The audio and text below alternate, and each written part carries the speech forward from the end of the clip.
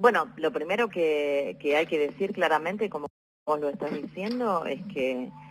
Macri está claramente haciendo apología del delito, ¿no? La evasión fiscal es un delito penal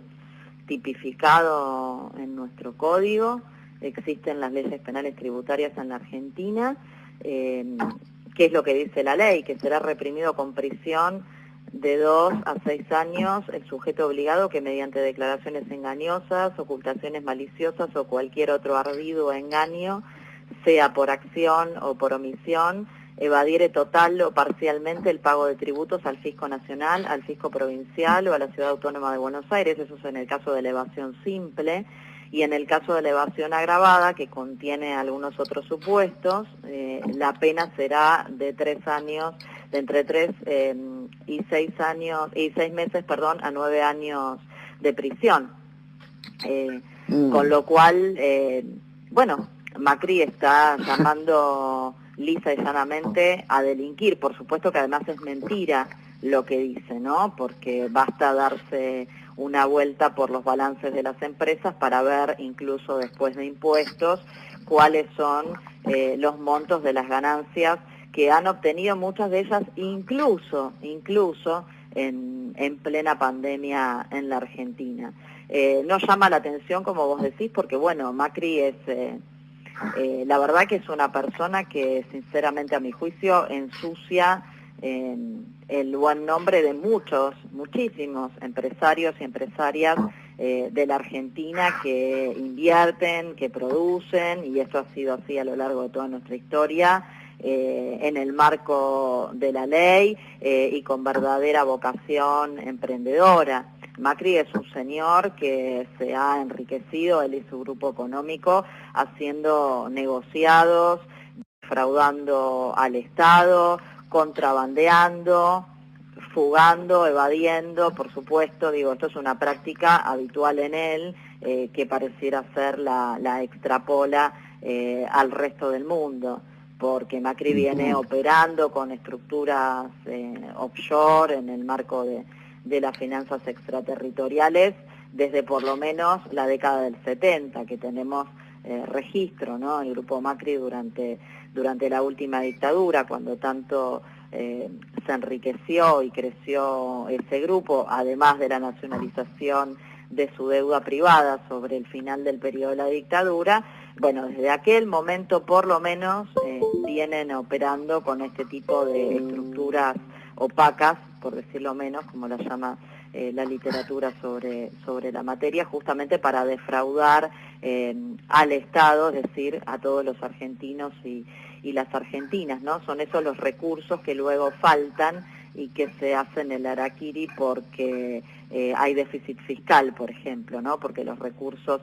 son insuficientes. Bueno, son insuficientes gracias a personajes como Macri y su grupo económico, que han hecho su fortuna defraudando al Estado, es decir, al conjunto de los argentinos y las argentinas. Afortunadamente no es la realidad de todos los empresarios y las empresarias nacionales en nuestro país. De lo que está haciendo el presidente Alberto Fernández, el gobierno de Alberto Fernández,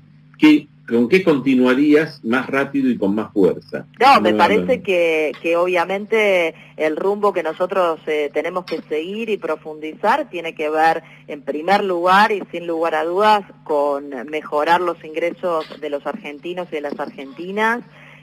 los salarios, las jubilaciones, los ingresos en general, porque eso es el combustible fundamental del crecimiento de la economía, del cual se desprende, por supuesto, las posibilidades de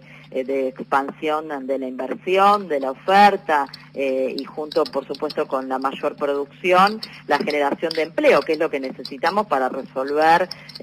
los principales flagelos que sufre nuestra sociedad, ¿no? La pobreza, la desigualdad, fenómenos que se han instalado justamente durante la presidencia de Macri, que lamentablemente se han agudizado durante la pandemia, como ha ocurrido en todo el mundo, bueno, con la desventaja de que nosotros precisamente veníamos de aquellos 4 años y realmente de muy atrás y de muy lejos, con una economía y una sociedad